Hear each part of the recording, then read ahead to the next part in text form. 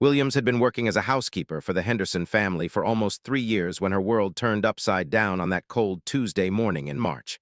At 52 years old, she thought she had seen everything life could throw at her. She had raised 4 children on her own after her husband left when times got tough. She had worked multiple jobs to keep food on the table and a roof over their heads.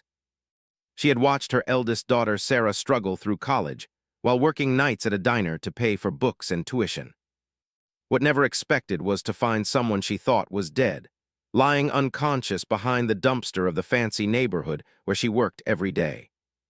The Henderson house sat on Maple Street, one of those tree-lined roads where every lawn looked like it belonged in a magazine, and every car cost more than most people made in a year.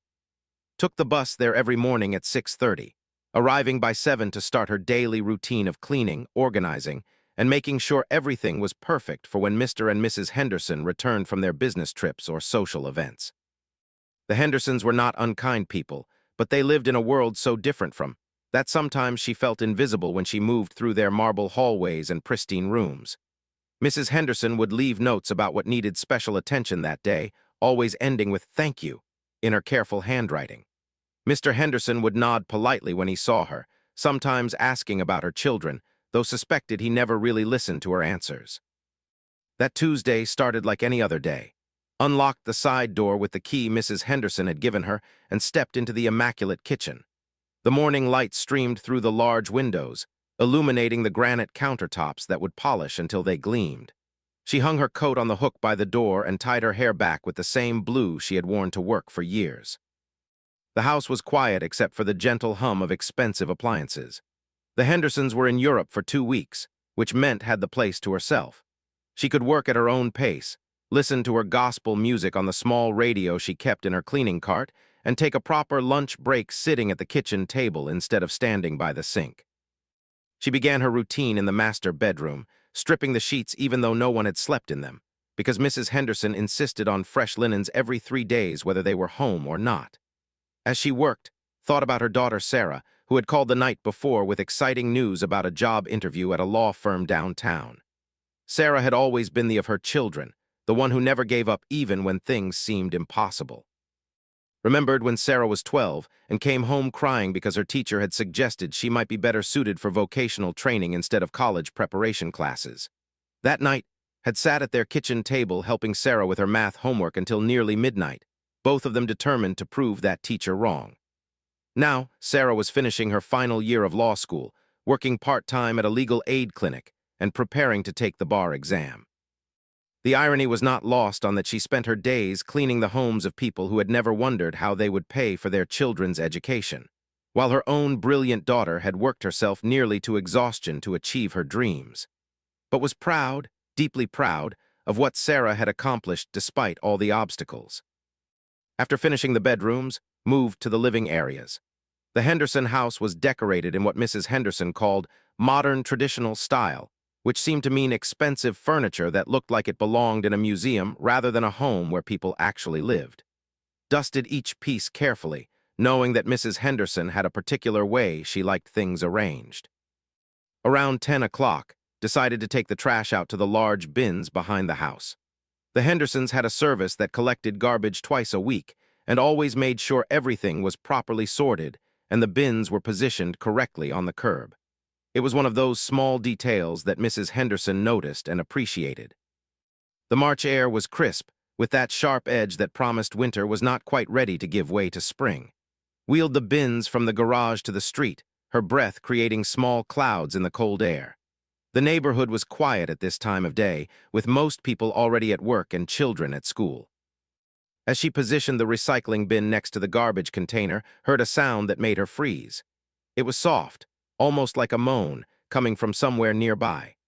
She looked around, thinking perhaps a neighbor's dog had gotten loose or someone was working in one of the yards she could not see from her position. The sound came again, and this time was certain it was coming from behind the large dumpster that served the apartment building next to the Henderson property. The apartment building was much more modest than the surrounding houses, probably built to provide housing for people who worked in the neighborhood but could not afford to live in the grand homes they maintained. Hesitated for a moment. She had been taught since childhood not to get involved in other people's business, especially in neighborhoods where she did not belong. But the sound was clearly someone in distress, and conscience would not let her simply walk away. She approached the dumpster carefully, her heart beating faster with each step. The area behind the large container was shadowed and filled with the kind of debris that accumulated in forgotten spaces. Old cardboards, broken furniture that people had discarded, and scattered trash that had blown in from the street. What she saw there made her gasp and take a step backward. A woman was lying on the ground, partially hidden by a torn cardboard box and covered with what looked like an old blanket that was dirty and torn. The woman appeared to be unconscious, her face pale and drawn. Her dark hair was matted and unkempt, and she wore clothes that had once been nice but were now stained and wrinkled as if she had been sleeping outside for days. His first instinct was to call for help, but as she moved closer to get a better look at the woman's face, something made her stop completely. Her hands began to tremble, and she felt as if the ground was shifting beneath her feet. The woman lying behind the dumpster looked exactly like Sarah. Not similar to Sarah, not someone who resembled her daughter. This woman had the same face, the same bone structure, the same small scar above her left eyebrow that Sarah had gotten when she fell off her bicycle at age 7. But that was impossible. Had spoken to Sarah just the night before. Sarah was in law school, living in her small apartment near campus, preparing for her final exams and her upcoming job interview. Sarah was healthy and safe, and building the future she had worked so hard to achieve. Knelt down beside the unconscious woman, her hands shaking as she reached out to touch her face. The skin was cold but not lifeless. She could see the woman breathing, shallow but steady. Up close, the resemblance to Sarah was even more startling and impossible to deny. The woman's eyes suddenly opened, and found herself staring into eyes that were unmistakably her daughter's eyes. The same deep brown color, the same long lashes, the same small flecks of gold that had admired since Sarah was a baby. "Help me," the woman whispered, her voice weak but clear. His mind raced as she tried to make sense of what she was seeing. This could not be Sarah. Sarah was safe in her apartment, probably studying for her constitutional law exam at this very moment. But the face, the voice, even the way the woman moved her hand when she spoke, everything was exactly like her daughter. "What's your name?" asked gently, though her voice was barely steady. The woman's eyes seemed to focus with great effort. "Sarah," she whispered, "Sarah Williams." Felt the world spin around her. She looked more closely at the woman's clothes and noticed things she had missed in her initial shock. The woman wore a law school sweatshirt, the same one had given Sarah for Christmas 2 years ago. On her wrist was the small gold bracelet that had belonged to his mother, the one she had passed down to Sarah on her 21st birthday. But how could this be Sarah when Sarah was safe at school, pulled her cell phone from her pocket with trembling fingers and dialed her daughter's number? The phone rang once, twice, 3 times before going to voicemail. "This is Sarah Williams. I can't take your call right now, but please leave a message and I'll get back to you as soon as possible." Ended the call and immediately dialed again. Same result. She tried a 3rd time, her panic growing with each unanswered ring. The woman on the ground was watching her with growing awareness. "Mom," she said, and her voice was definitely Sarah's voice, with the same slight southern accent that Sarah had never been able to completely lose despite years of trying to sound more professional. "Sarah, baby, what happened to you? How did you get here?" His voice broke as she spoke. "I don't remember," Sarah said, struggling to sit up. "I was at school and then everything is confused. I remember being cold, so cold and hungry. I think I've been walking for days, but I don't know why." Helped her daughter sit up against the side of the dumpster, her mind spinning with questions that had no logical answers. How had Sarah gotten from her apartment near the university to this wealthy neighborhood 40 miles away? Why was she dressed in dirty, torn clothes when had just sent her money for new professional outfits for her job interviews? And most importantly, why had Sarah been lying unconscious behind a dumpster like someone with nowhere to go? "We need to get you to a hospital," said, but Sarah gripped her arm. "No, please, I just need to rest. I need to understand what happened." Sarah's voice was stronger now, but could see the confusion and fear in her eyes. Looked around the empty area behind the dumpster. This was not the place for Sarah to recover or to figure out what had happened to her. She made a decision that would have seemed impossible an hour earlier. "Come with me," she said, helping Sarah to her feet. I'm working at a house nearby. The family is away, and you can rest there while we figure this out." Sarah leaned heavily on her mother as they made their way slowly back toward the Henderson house. His mind was already working on the logistics of how to explain this to her employers, how to help Sarah without losing the job she desperately needed, and most importantly, how to understand what had happened to put her daughter in such a desperate situation. As they reached the side door of the house, realized that nothing in her life would ever be the same again. The daughter she thought was safe and successful was clearly in some kind of serious trouble, and would do whatever it took to help her, no matter what the consequences might be. She helped Sarah into the kitchen and settled her in one of the comfortable chairs at the breakfast table. Sarah's eyes closed immediately, as if the effort of walking those few hundred yards had exhausted her completely. Stood looking at her daughter, trying to reconcile the successful law maid sure Sarah was comfortable in the Henderson kitchen before she began trying to piece together what had happened. She brought her daughter a glass of water and a slice of bread, watching carefully as Sarah ate slowly, as if she had not had food in days. "Sarah, honey, I need you to tell me everything you remember," said gently, sitting across from her daughter at the polished granite table. "When did you last remember being at school?" Sarah's forehead wrinkled with concentration. "Friday," she said finally. "I remember Friday because I had my international law seminar and Professor Martinez assigned our final papers. I was excited because I wanted to write about refugee rights, something that might help me get the job at the Legal Aid Society." Felt a chill run through her. Today was Tuesday. Sarah had been missing for 4 days and somehow had not known. How was that possible? "What about after Friday? Do you remember going home, eating dinner, anything?" Sarah shook her head slowly. "It's all foggy after that. I remember walking somewhere, but I don't know where or why. I remember being scared, but I can't remember what I was scared of. And I remember being so hungry and cold, like I had been outside for a long time." His hands trembled as she reached for her phone again. She scrolled through her recent calls and text messages, looking for any communication from Sarah over the weekend. What she found made her stomach drop. She had received text messages from Sarah every day, just like always. Saturday, "Studying hard for finals, Mom, love you." Sunday, "Church was beautiful today, missing your cooking." Monday, "Interview prep going well, nervous but excited." But if Sarah had been missing since Friday, who had been sending those messages? "Sarah, look at this," said, showing her daughter the phone screen. "Did you send these messages to me?" Sarah stared at the messages, her face growing pale. "I don't remember sending them, but that's my phone number, isn't it?" Nodded, but something was bothering her. She looked more closely at the messages. They sounded like Sarah, but something about them felt off. Sarah always signed her text with a heart emoji, but these messages had none. And Sarah never said "love you" in a text. She always wrote "I love you" because she said abbreviated love felt lazy.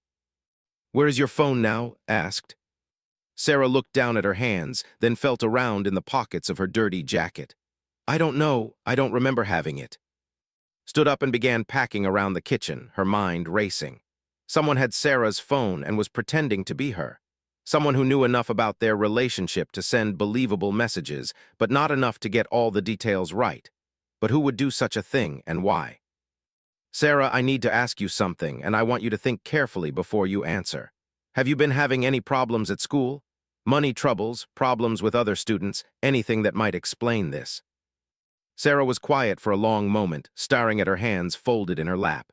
When she looked up, saw something in her eyes that she had never seen before, fear mixed with shame. "There was something," Sarah said quietly. "A few weeks ago, I was approached by a man who said he worked for a law firm. He said they were impressed with my grades and wanted to offer me a summer internship that paid much better than anything I could find through the school." Sat back down, sensing this was important. "What kind of offer?" "It seemed too good to be true, but I was desperate, Mom. You know how hard it's been financially, even with the scholarship and my part-time job." He said they specialized in immigration law, helping people navigate the legal system. The pay was 3 times what I was making at the legal aid clinic.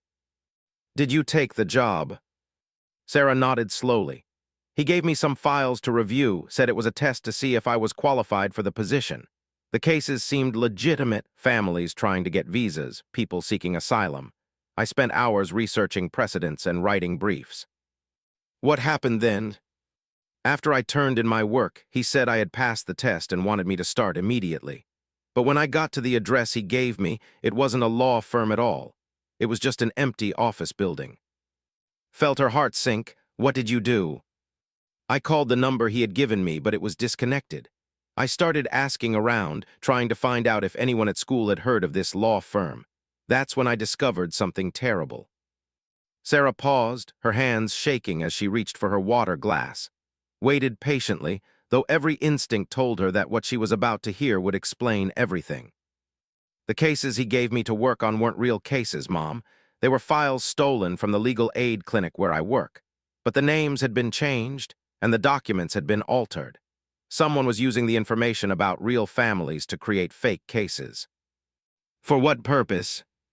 I think they were using the research I did to help people lie on their immigration applications, taking real people's stories and situations, but changing enough details to create false identities for others. I was helping them commit immigration fraud without knowing it. Felt sick. Her daughter, who wanted nothing more than to help people through the legal system, had been tricked into participating in something that could hurt the very families she wanted to assist. What did you do when you realized this? I tried to report it to the school, but when I went to Professor Martinez's office, he wasn't there. His assistant said he had been called away on a family emergency. I decided to go to the police instead. Did you file a report? Sarah's face grew even more troubled. I tried to, but when I got to the police station, they said someone had already filed a complaint about me. They said I was suspected of stealing confidential files from the legal aid clinic and selling information to immigration fraudsters. Stood up abruptly, her chair scraping against the floor. That's ridiculous. They set you up. I know that, and you know that, but I didn't have any proof. The man who hired me had used a fake name and a fake company. The only evidence was that I had confidential files in my possession and that I had been paid money by someone who didn't exist. What did the police do? They said they were investigating and that I should not leave town while they sorted everything out. But I was scared, Mom. What if they arrested me? What if I lost my scholarship? What if I couldn't take the bar exam because I had criminal charges against me? Sat back down and took her daughter's hands in her own. So you ran. I didn't plan to. I went back to my apartment to think about what to do next. But when I got there, my door was open and my apartment had been searched. Someone had gone through everything, my computer, my files, my personal belongings. That's when I really panicked. You should have called me, said, though her voice was gentle. I was going to, but then I realized that whoever was doing this might be watching me, listening to my phone calls. I was afraid they might hurt you or the other kids if I involved our family, so I left everything and started walking. Began to understand. You've been living on the streets since Friday. Sarah nodded, tears finally beginning to flow down her cheeks. I didn't know what else to do. I was afraid to use my credit cards or my phone because I thought they might be tracking me. I've been sleeping wherever I could find shelter, eating whatever I could find or afford with the few dollars I had in my pocket. But how did you end up here in this neighborhood? I don't really know. I've been walking mostly at night, trying to stay out of sight. I must have collapsed from exhaustion behind that dumpster. I don't even remember how long I was there. Felt a surge of anger unlike anything she had ever experienced. Someone had deliberately destroyed her daughter's life, turning her from a successful law student into a homeless fugitive. Someone who was sophisticated enough to steal confidential files, create fake identities, and manipulate the legal system to frame an innocent young woman. Sarah, we're going to fix this, said firmly. But first, we need to figure out who did this to you and why. I don't know where to start, Sarah said helplessly. I don't even know the real name of the man who hired me. Thought for a moment. Let's start with what we do know. You said the files were stolen from the legal aid clinic. Do you remember any specific details about the cases, anything that might help us figure out how they gained access to that information? Sarah wiped her eyes and tried to focus. There were about a dozen files, all families from Central America seeking asylum or trying to get relatives into the country legally. What struck me as odd was that they all seemed to have similar stories, families separated by violence, people with professional backgrounds who were forced to flee their homes. Similar how? Too similar. In my real work at the clinic, every family's story is unique, even when they're fleeing similar situations. But these files all had the same kinds of details, the same types of documentation, even similar phrasing in their personal statements. Felt something click in her mind. Sarah, what if those weren't real stolen files at all? What if they were created specifically to test you, to see if you would notice that they were fake? But why would someone go to all that trouble? Think about it. You're one of the top students in your class, you have experience with immigration law through your clinic work, and you need money badly enough to take risks. You would be the perfect person to recruit for something illegal. Sarah's eyes widened. You think this was all a setup from the beginning? I think someone has been watching you, learning about your situation, and planning this for weeks or maybe months. The question is whether they wanted to recruit you or destroy you. What do you mean? Stood up and began packing again, her mind working through the possibilities. Either they really wanted your help with immigration fraud and planned to gradually pull you deeper into their operation, or they wanted to destroy your legal career before it started. But why would anyone want to destroy my career? I'm nobody important. Maybe not yet, but you will be. You're going to be a lawyer who specializes in helping immigrants and refugees. There are people who make a lot of money by exploiting those same vulnerable populations. Having honest lawyers like you around is bad for their business. Sarah stared at her mother in shock. You think someone did this to stop me from becoming a lawyer? I think it's possible, but there's another possibility too. What? What if they're not done with you yet? What if this whole thing, the false charges, making you run, isolating you from everyone who could help? What if it's all designed to make you desperate enough to do whatever they want? As if in response to his words, her cell phone rang. The caller ID showed Sarah's number. Looked at her daughter, who was sitting right in front of her, then back at the phone. With shaking hands, she answered the call. Hello? Mrs. Williams? The voice was male, polite, professional. This is Detective Johnson with the University Police. I'm calling about your daughter, Sarah. We've been trying to locate her for several days regarding an ongoing investigation. Looked at Sarah, who had gone completely pale. What kind of investigation? Mrs. Williams, I'm afraid Sarah is wanted for questioning in connection with a theft of confidential documents and possible immigration fraud. We have reason to believe she may be in danger, either from her associates in this criminal enterprise or from people who might want to harm her for what she knows. I haven't heard from my daughter since last Friday, said, technically telling the truth. Mrs. Williams, if Sarah contacts you, it's very important that you convince her to turn herself in. We want to help her, but we can't do that if she continues to run. There are people involved in this case who won't hesitate to hurt anyone who gets in their way. What kind of people? The kind that make people disappear, Mrs. Williams. Please, if you hear from Sarah, call me immediately. Her life may depend on it. The detective gave his number and hung up. She sat staring at her phone, trying to process what she had just heard. Mom, Sarah's voice was barely a whisper. What did he say? Looked at her daughter, seeing not the confident law student she had raised, but a frightened young woman who was caught in something much bigger and more dangerous than either of them had imagined. I think, said slowly, we need help. And I think I know who might be knew she was taking a huge risk, but she also knew that she and Sarah could not handle this situation alone. She thought about the detective's warning about dangerous people, and she thought about her daughter's fear and confusion. Most importantly, she thought about Mrs. Henderson. Henderson was not just its employer. She was also one of the most successful criminal defense attorneys in the state.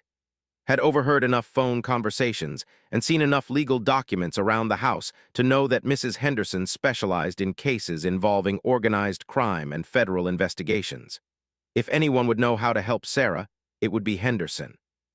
The problem was that Mrs. Henderson was in Europe and would not return for another week, but had the emergency contact information for the Henderson family, including Mrs. Henderson's international cell phone number.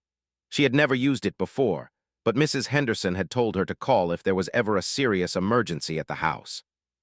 This certainly qualified as a serious emergency, even if it was not exactly what Mrs. Henderson had in mind when she gave that number. Sarah, I'm going to call my employer, said. She's a lawyer and she might be able to help us figure out what to do. Mom, you could lose your job. These people have already ruined my life. I can't let them ruin yours too. Honey, some things are more important than a job. You're my daughter, and I'm going to help you no matter what it costs. dialed the international number, her heart pounding as she waited for the call to connect. It was afternoon in Europe, so hopefully Mrs. Henderson would be available to take the call. "Hello," Mrs. Henderson's voice was clear despite the distance. "Mrs. Henderson, this is Williams. I'm so sorry to bother you during your vacation, but there's been an emergency and I need your help." "Is everything all right? Is there a problem with the house?" "No, ma'am, the house is fine. But my daughter is in serious legal trouble, and I don't know who else to turn to. She's been falsely accused of immigration fraud and theft, and the people involved have made her afraid to go home or contact the police." There was a pause on the other end of the line. "Slow down and tell me exactly what happened." Took a deep breath and explained everything Sarah had told her about the fake job offer, the stolen files, the false accusations, and the fact that Sarah had been living on the streets for 4 days out of fear for her safety. "Where is Sarah now?" Mrs. Henderson asked when finished. "She's here, in your kitchen. I found her unconscious behind a dumpster this morning and brought her here because I didn't know where else she would be safe." "You brought her to my house?" His heart sank. She had overstepped, and now she was going to lose her job and any chance of getting help for Sarah. "I'm sorry, Mrs. Henderson. I know I shouldn't have, but she needed help and I didn't know what else to do." "Calm down. I'm not angry with you. You did the right thing, but we need to be very careful about how we handle this situation. Can you put Sarah on the phone?" Handed the phone to her daughter, who looked terrified at the prospect of talking to the famous attorney she had only heard her mother mention in passing. "Hello, Mrs. Henderson," Sarah said quietly. "Sarah, my name is, and I want to help you. But first I need to ask you some questions, and I need you to answer them completely honestly. Do you understand?" "Yes, ma'am." "Good. First, do you have any evidence of this job offer or any communication with the man who hired you?" "I have some emails on my laptop, but my apartment was searched and I'm afraid to go back there to get it." "What about the files he gave you to work on? Do you still have copies of those?" "I have digital copies that I saved to a cloud storage account. I always back up my work as a habit." Could hear the excitement in Mrs. Henderson's voice even from across the table. "Sarah, that's excellent. Those files might be exactly what we need to prove your innocence and figure out who is really behind this." "But what if the police find out I have them? Won't that make me look more guilty?" "Not if we can prove they're fabricated or altered. Sarah, I'm going to ask you to do something that might seem scary, but I need you to trust me. Can you do that?" "I think so. I want you to access those files and send them to me. I'm going to have my investigator analyze them while I make some phone calls. But first, I need to know, have you noticed anyone following you or watching you since this started?"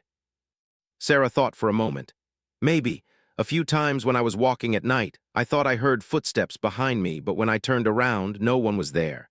And yesterday, I think I saw the same car twice in different locations." "What kind of car?" "A dark blue sedan. Nothing fancy, the kind of car that wouldn't stand out in a crowd." "Sarah, I want you to listen to me very carefully. You and your mother are not safe at my house. If these people have been watching you, they may have followed you there, or they may be monitoring communications to track you down." Felt her blood turn cold. "What should we do?" "I'm going to give you an address. It's a safe house that my law firm uses for clients who are in danger during federal investigations. I want you to take Sarah there immediately and wait for my call. Don't use your own car, don't use your credit cards, and don't call anyone except me." Mrs. Henderson gave detailed instructions about how to get to the safe house and what to tell the security guard when they arrived. She also gave a special code word that would identify them as legitimate clients. "Mrs. Henderson," said before hanging up, "I can't afford to pay for legal representation. I don't want to take advantage of your kindness. You've been taking care of my family and my home with complete dedication for 3 years. You've never asked for anything beyond your salary, and you've gone above and beyond your duties countless times. It's my turn to take care of your family. Don't worry about the cost." After hanging up, helped Sarah gather what little belongings she had and prepare to leave. As they were getting ready to go, his phone buzzed with a text message from an unknown number. "Your daughter is in more danger than you know. Stop trying to help her or you will both regret it." Showed the message to Sarah, who went pale. "Mom, they know where we are." looked out the kitchen window, and saw a dark blue sedan parked across the street. It had not been there when she arrived that morning. "We need to leave now," said, "but not through the front door." She led Sarah through the house to the back entrance that opened onto the Hendersons' garden. The property backed up to a small wooded area that separated the residential neighborhood from a shopping center. If they could make it through the trees without being seen, they could call a taxi from the shopping center and avoid whoever was watching the house. As they slipped out the back door, heard a car door slam in front of the house. They had left just in time. The walk through the woods was difficult for Sarah, who was still weak from her days on the street, but they made it to the shopping center without being followed. Called a taxi company and asked to be picked up at the far end of the parking lot, away from the main entrance. During the 20-minute drive to the safe house, tried to process everything that had happened. This morning she had been a housekeeper with a normal, predictable life. Now she was helping her daughter escape from what appeared to be a sophisticated criminal organization that had the resources to monitor communications and follow people across the city. The safe house was located in a modest apartment complex that looked completely ordinary from the outside. Gave the taxi driver cash and waited until he was gone before approaching the building. The security guard at the desk was expecting them, and he led them to a furnished apartment on the 3rd floor. "Mrs. Henderson's instructions are that you should stay here until she contacts you," the guard said. "Don't answer the door for anyone except me, and don't make any phone calls except to the number she gave you." The apartment was small but comfortable, with a living room, 1 bedroom, and a kitchenette stocked with basic supplies. Sarah immediately lay down on the couch, exhausted from the stress and exertion of the day. Sat in the chair across from her daughter, finally able to think clearly for the first time since finding Sarah behind the dumpster that morning. She thought about the text message that had threatened them both, about the car that had been watching the Henderson house, and about the detective who had called claiming to be investigating Sarah's case. Something about that phone call bothered her, but she could not put her finger on what it was. The detective had sounded professional and legitimate, but there was something in his tone or his words that did not feel right. Then she remembered. The detective had said he was with the university police, but he had also mentioned federal investigations and people who make others disappear. University police would handle campus crimes like theft of files, but immigration fraud would be handled by federal authorities. Why would a campus police officer be talking about federal crimes and dangerous criminals? Realized that the phone call might have been part of the setup, another attempt to manipulate her and Sarah into doing something that would make their situation worse. If that was true, then everything they thought they knew about Sarah's legal troubles might be wrong. Her phone rang, and she saw Mrs. Henderson's number on the caller ID. "I have news, and some of it is very good," Mrs. Henderson said without preamble. "I've had my investigator look into Sarah's case, and I've also made some calls to contacts I have in federal law enforcement." "What did you find out?" "First, the good news. There are no official charges filed against Sarah with any law enforcement agency. The detective who called you this afternoon is not a real police officer. My contacts checked, and there is no Detective Johnson with the University Police Department." Felt a surge of relief mixed with anger. So Sarah isn't really wanted for anything. That's correct. However, the bad news is that there really is a criminal organization operating an immigration fraud scheme, and they apparently targeted Sarah because of her academic record and her work at the legal aid clinic. "But why?" "My investigator analyzed the files that Sarah sent me. They're very sophisticated forgeries based on real cases, but altered in ways that would help people submit fraudulent immigration applications. The work Sarah did researching legal precedents and strategies would be extremely valuable to people running this type of operation." "So they were trying to recruit her?" "Initially, yes. But when Sarah started asking questions and trying to report what she had discovered, they shifted to trying to discredit her and scare her into staying quiet." Sarah had been listening to the conversation, and now she spoke up. "Mrs. Henderson, how did they get access to the real files from the legal aid clinic?" "That's what we're trying to figure out. Sarah, I need you to think carefully about everyone you work with at the clinic. Has anyone there been asking unusual questions about your cases or showing interest in files that aren't assigned to them?"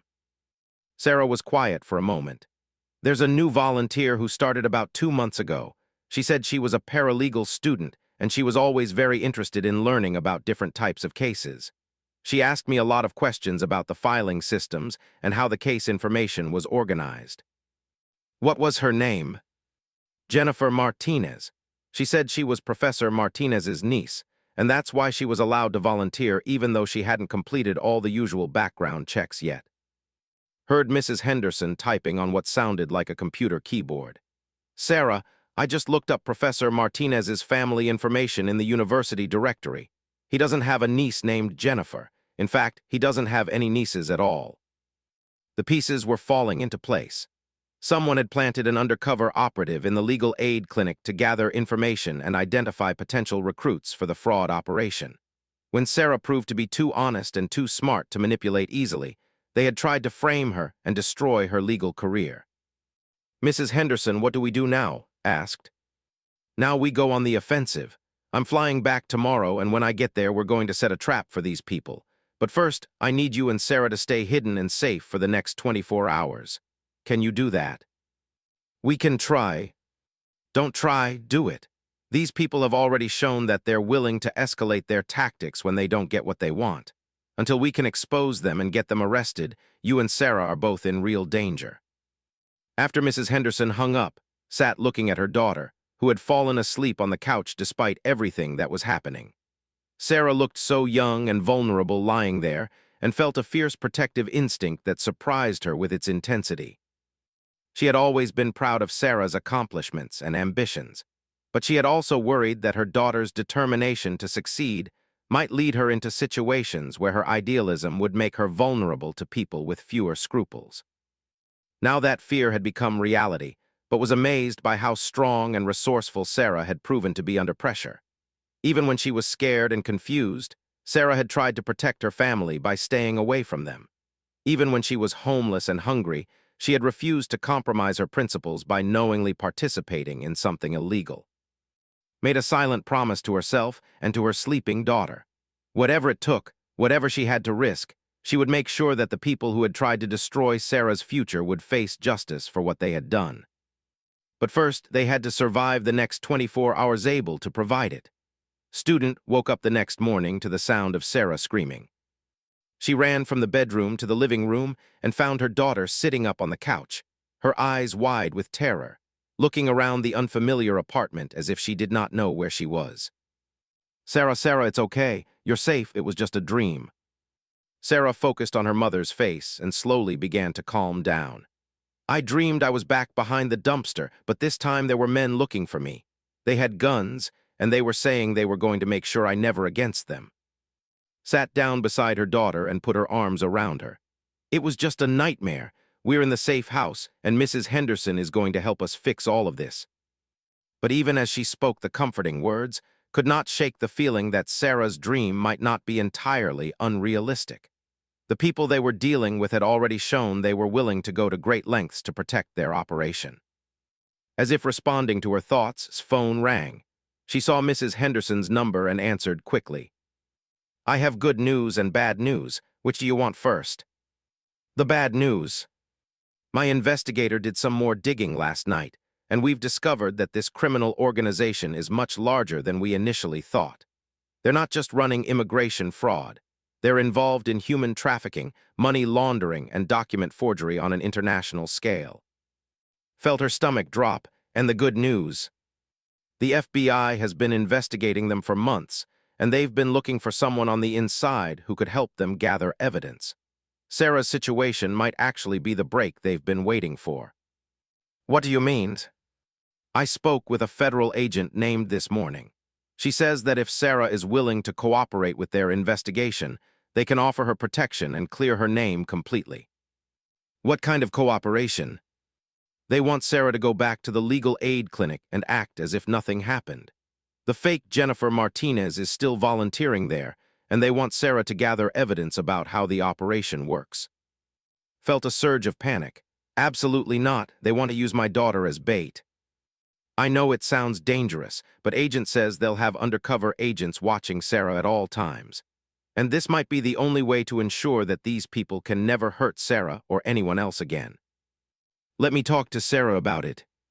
explained the FBI's proposal to her daughter, expecting her to be as frightened as was by the idea.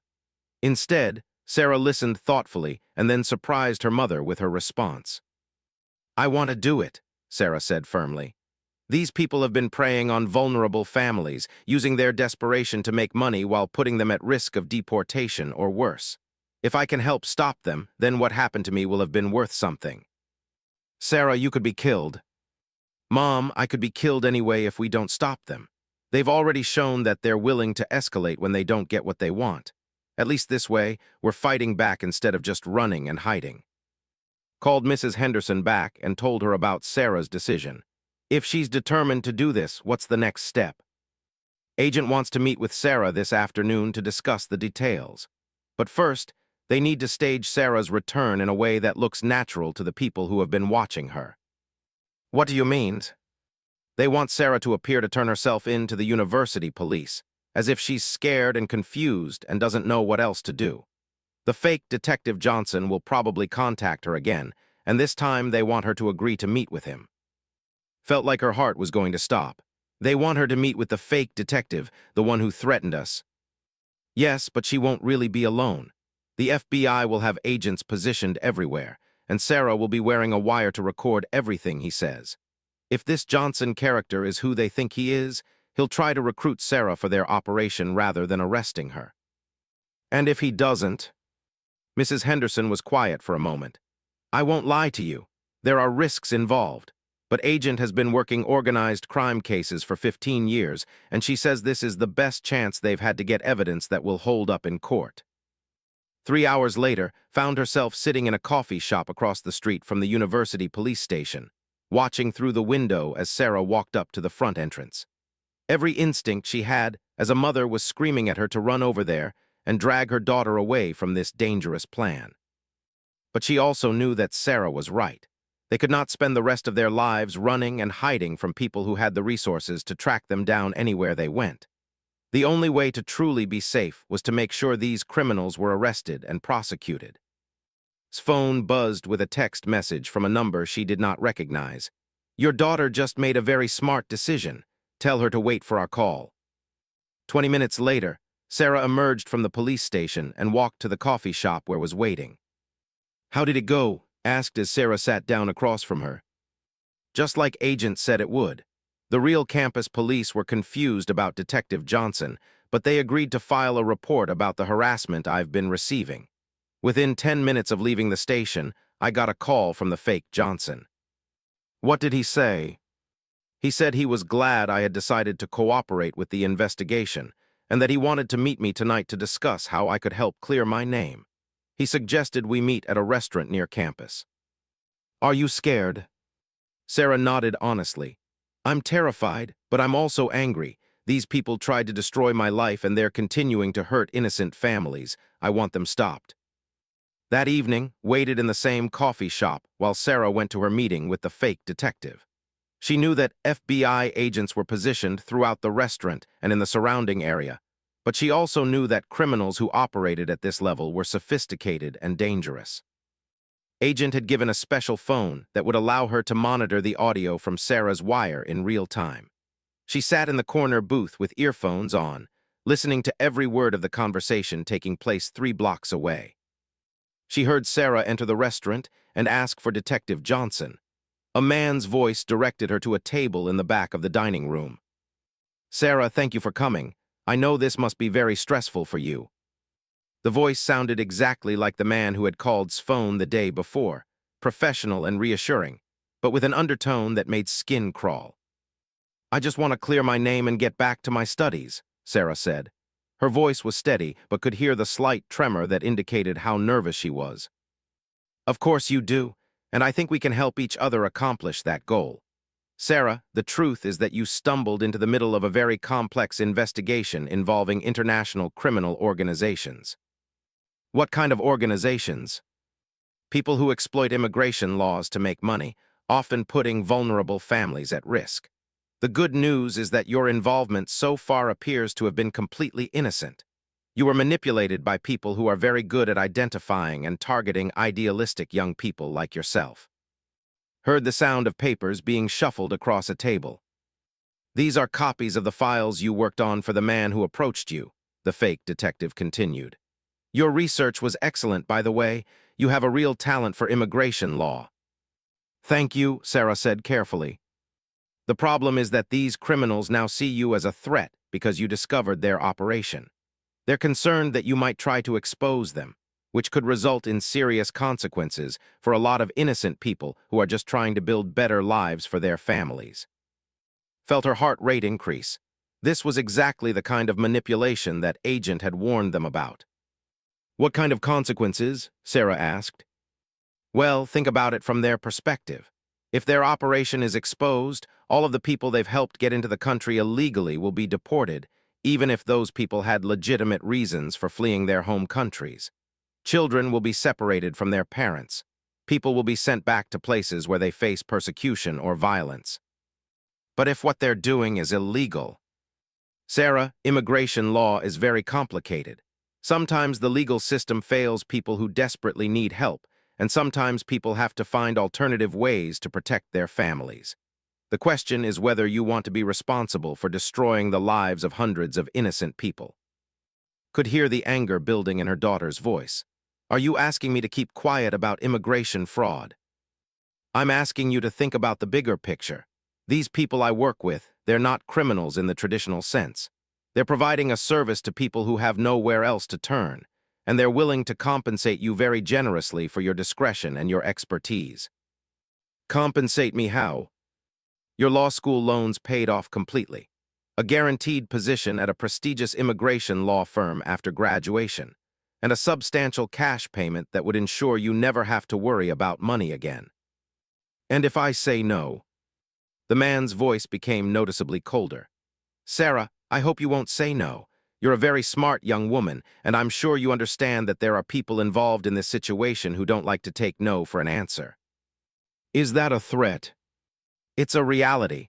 Look, you've already seen what can happen when people oppose this organization.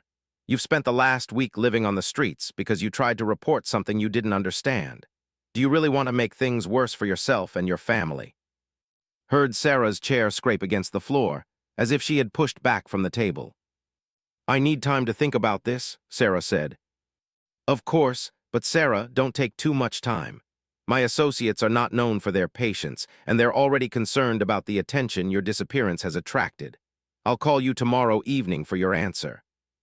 Heard footsteps and the sound of the restaurant's front door opening and closing. A few minutes later, Sarah appeared at the coffee shop, looking pale but determined. Did you get all of that? Sarah asked as she sat down. Nodded, pulling off the earphones. You did great, honey. You sounded calm and professional even when he was threatening you. Agent was right about everything. He tried to make me feel guilty about hurting innocent families, then he offered me money and a job, and then he threatened me when I hesitated. His phone rang, and she saw Agent's number on the caller ID. Sarah did an excellent job tonight. We got everything we need to prove that this organization is using threats and bribery to manipulate people into participating in their operation. What happens now?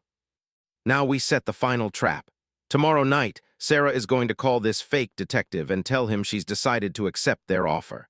They'll want to meet with her to finalize the arrangement, and when they do, we'll be ready for them. Will this be the end of it? If everything goes according to plan, we'll arrest the entire leadership of the organization tomorrow night. But I need you to understand that until these arrests are made, you and Sarah are still in danger. These people have already shown that they're willing to use violence to protect their operation.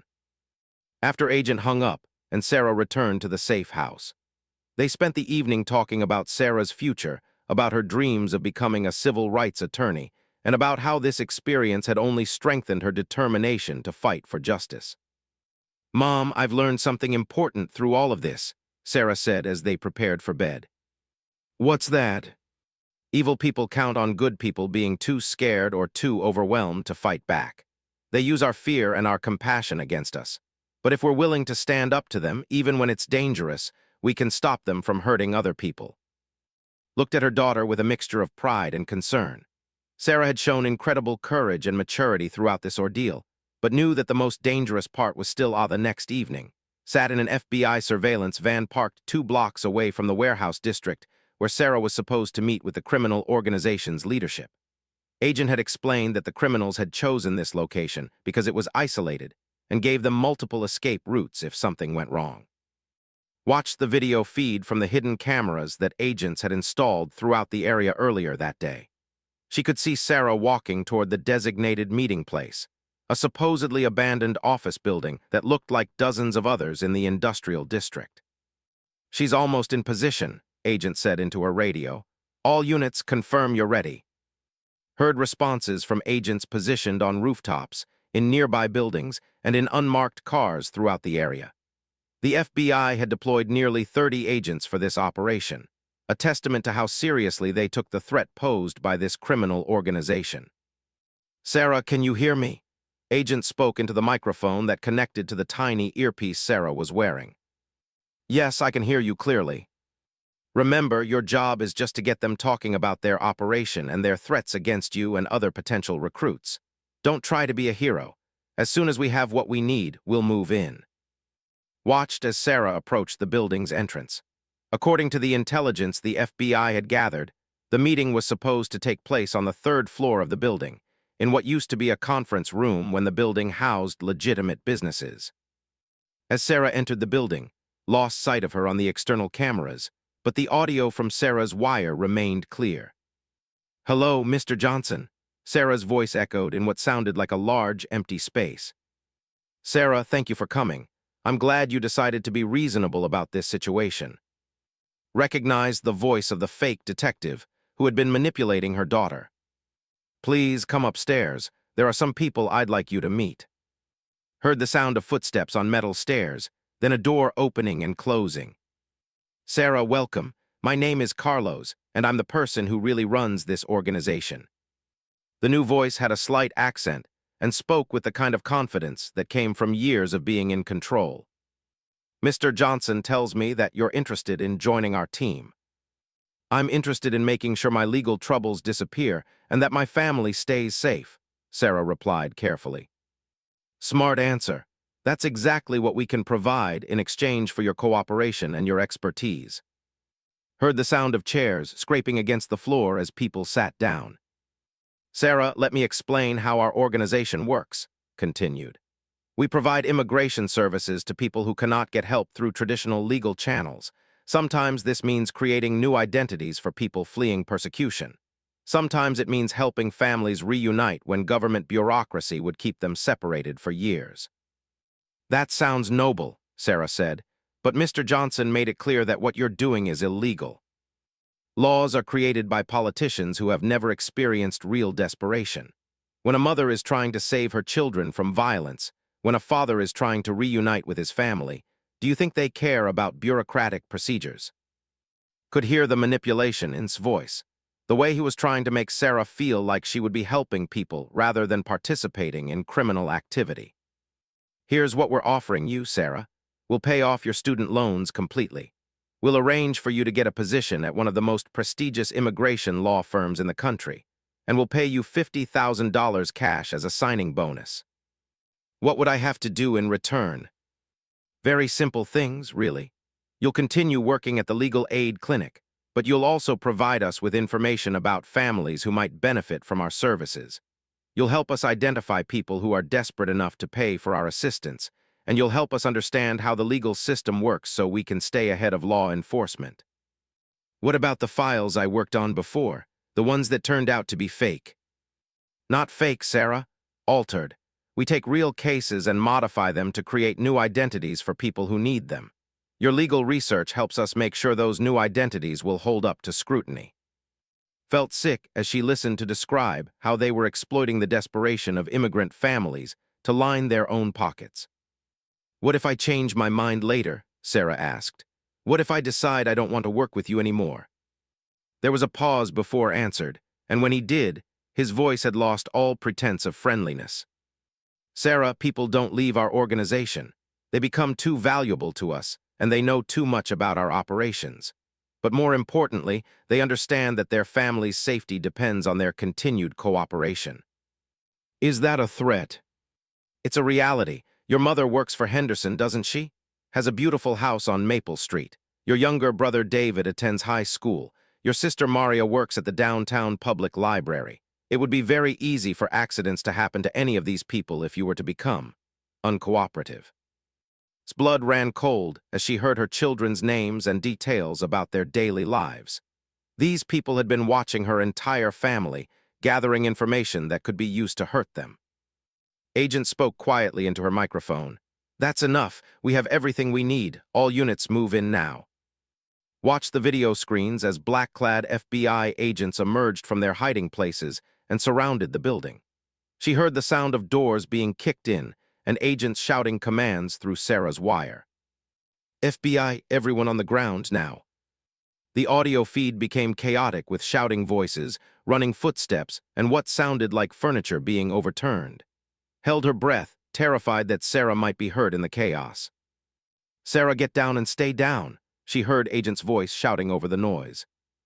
Then suddenly, everything went quiet except for the sound of handcuffs clicking and agents reading suspects their rights. "Sarah, are you okay?" Agent's voice was calm again. "I'm fine, they didn't hurt me." 15 minutes later, was reunited with her daughter outside the building. Sarah was shaken but unharmed. An agent reported that they had arrested 7 people, including the fake Detective Johnson. "Is it really over?" asked. "The immediate threat is over," agent confirmed. "We recovered computers, files, and financial records that will help us identify and rescue the families who have been victimized by this organization." Sarah's cooperation was instrumental in making this possible. 2 weeks later was back to her normal routine of cleaning the Henderson house, but everything felt different. Mrs. Henderson had returned from Europe and insisted on giving a substantial bonus for the risk she had taken to protect Sarah. More importantly, she had offered Sarah a paid internship at her law firm for the summer. Sarah had returned to law school and was preparing for her final exams, but she was also working with federal prosecutors to build cases against the members of the criminal organization. Several families had come forward to testify about how they had been exploited and threatened, and the evidence was overwhelming. The fake Jennifer Martinez, whose real name turned out to be, had been arrested trying to board a flight to Mexico. She was now cooperating with authorities in exchange for a reduced sentence. Was in the Henderson kitchen, polishing the granite countertops as she did every Tuesday when her phone rang. She was surprised to see an unknown number, but when she answered, she heard a voice that brought tears to her eyes. "Mrs. Williams, this is Roberto Santos. My family was one of the families that was helped by your daughter's bravery." Remembered the name from the news coverage of the arrests. Roberto Santos was a man who had been forced to pay the criminal organization thousands of dollars for false papers after they threatened to report his family to immigration authorities. "Mr. Santos, you don't need to thank me. Sarah was just doing what she thought was right." "Mrs. Williams, you don't understand. Because of what your daughter did, my family is safe now. The FBI has helped us apply for legitimate asylum status, and we don't have to live in fear anymore. My children can go to school without worrying that they'll come home to find their parents gone." "I'm so glad to hear that. But that's not why I'm calling. Mrs. Williams, I own a small restaurant, and I've been looking for someone to help me with the business side of things. I know you've been working as a housekeeper, but I wonder if you might be interested in something different." Was intrigued. "What kind of work?" "Managing the restaurant, helping me expand the business, maybe eventually becoming a partner. It would mean better pay, regular hours, and you'd be working with families in our community who understand what it means to work hard for their dreams." Looked around the pristine kitchen where she had spent so many hours over the past 3 years. It was a good job with good people, but it had never felt like more than a way to pay the bills and support her children's education. "Mr. Santos, I'm very interested. Can we meet to discuss the details?" "Of course, and Mrs. Williams, you should know that when I told other people in our community about this job offer, many of them said the same thing. They want to work with the mother of the young woman who risked everything to help immigrant families seek justice." After hanging up, stood looking out the kitchen window at the neighborhood where she had found her daughter behind a dumpster just 3 weeks earlier. That morning had started like any other ordinary day, but it had led to changes that none of them could have imagined. Sarah had not only cleared her name and finished law school, but she had also helped break up a criminal organization that had been exploiting vulnerable families for years. The experience had strengthened her resolve to become a civil rights attorney, and she already had job offers from several firms that specialized in immigration law. Most importantly, their family had discovered that they were stronger than they knew, and that sometimes the most dangerous situations led to the most meaningful opportunities. His phone buzzed with a text message from Sarah. "Mom, I just found out I passed the bar exam. I'm officially a lawyer now." Smiled as she typed back, "I'm so proud of you. Your clients are going to be very lucky to have you fighting for them." As she finished her work for the day, thought about the conversation she would have with Mrs. Henderson about leaving her job to start something new. She knew Mrs. Henderson would understand and support her decision, just as she had supported and Sarah during their crisis. Walking to the bus stop that evening, past the area behind the dumpster where she had found Sarah 3 weeks earlier, she paused for a moment, thinking about how a single moment of choosing to help someone in need had changed the course of their entire lives. She thought about all the families who were now safe because Sarah had been brave enough to stand up to dangerous people. She thought about the new opportunities that were opening up for both of them because they had refused to let fear control their decisions. Most of all, she thought about the lesson that this experience had taught them, that ordinary people, when they support each other and refuse to give up, can overcome extraordinary challenges and create positive change in their communities. As boarded the bus to go home, she was no longer just a housekeeper whose daughter had been in trouble. She was a woman who had fought for her family's future and won, and she was ready for whatever new adventures lay ahead. The nightmare was over, but the real story of their lives was just beginning of them. Tomorrow night, one way or another, this nightmare would come to an end, she thought she knew, with the vulnerable young woman who had been sleeping behind a dumpster. Whatever had happened, whatever had brought Sarah to this point, knew she would find a way to help her recover and get her life back on track. She had worked too hard and sacrificed too much to watch her daughter's dreams disappear without a fight.